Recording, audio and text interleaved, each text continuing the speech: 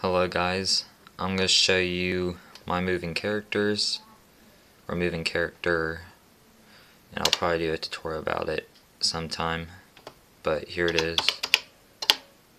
Goes like that, Y. Then you use WSAD. I accidentally removed the character, hold on.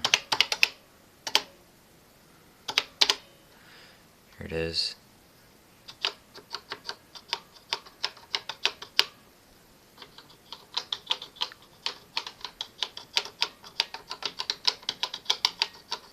Yeah, I didn't want to type in that much code because it'd take too long. But it's pretty cool, I think.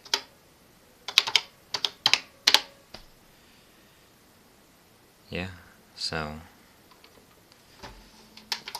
that's about it. And I wrote it down so I remember.